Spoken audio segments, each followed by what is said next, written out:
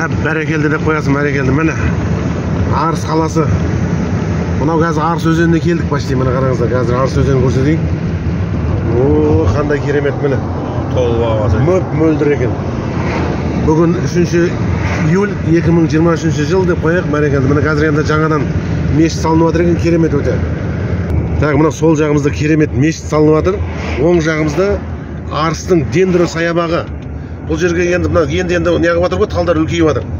Бір 5 жылдықта бар, кәдімгі қою көлеңке болады мынау. Мына алдымызда тепловоз ескерткішке қойған, баяғы 41 жылғы міне. 9 жылдың торабы Арыстың.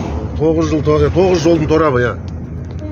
Мынау мешітіміз міне. Бәрекелді, Құдай қаласа, мына уже біткен ау дейме, открытиясы болайын деп отқан сияқты, жақын қапты ғой міне. Бәрекелді. Алла разы болсын, бәрекелді. Міне осындай жігіттер жаңалық болып жатыр. Міне Арыс өсіп өркендеп жатыр. Еліміз тыныш, халқымыз аман, бейбітшілік заман болсын. Аумин, бәрекелді міне.